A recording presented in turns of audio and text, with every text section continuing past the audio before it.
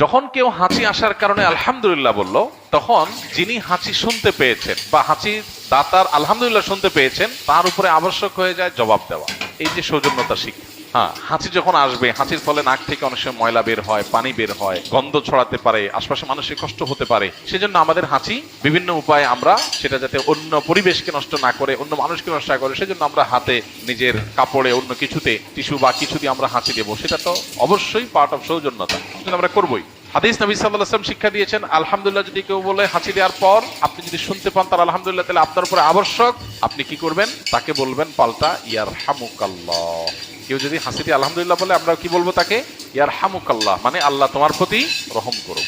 ওই ব্যক্তির আবার কর্তব্য হলো যে সে যে আমার হাসির জবাব শুনে আমাকে দোয়া দিল, আল্লাহ তোমার প্রতি রহম করুক বললো, তাহলে আমিও তার প্রতি দোয়া নিবেদন করব।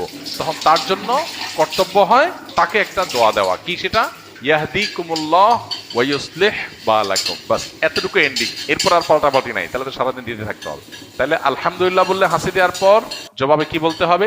ইয়ারহামুকাল্লাহ। ইয়ারহামুকাল্লাহ শোনার পর যিনি হাসি দিয়েছেন তার আবার জবাবে কি বলতে হবে? প্রত্যুত্তরে কি বলতে হবে?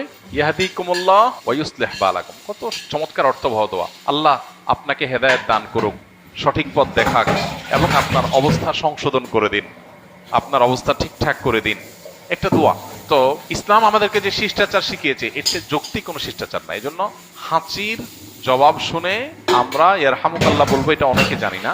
এটা আমাদেরকে করতে হবে, এটা কিন্তু আবশ্যক। এটা মিন হাক্কিল মুসলিম। কোন মুসলিমের প্রতি আপনার কর্তব্যের অংশ হলো হাসির জবাব শুনে তার জন্য দোয়া দেওয়া। তাহলে চেষ্টা করবো তো ইনশাআল্লাহ। ছোট ছোট বাচ্চাদেরকে শিখাই দেবো আমরা, তারা এই রেসপন্স করা শিখবে, এই সৌজন্যতা শিখবে, এই ভদ্রতা শিখবে। যে একজন হাঁচি দিয়ে আলহামদুলিল্লাহ বলেছে আমি শুনেছি, তাকে বলবো ইয়ারহামুকাল্লাহ, শুনে বলতে হবে, মনে মনে না। আবার যিনি আলহামদুলিল্লাহ বলেছেন, হাসি দিয়েছেন, তিনি বলবেন ইয়াহদিকুমুল্লাহ ওয়া ইউসলিহ বালাকুম। এই একটা সুন্নাত আমাদের সমাজ থেকে হারিয়ে গেছে, আমরা অনেকে জানিও না। এটা বিস্তার করবো তো ইনশাআল্লাহ। এটা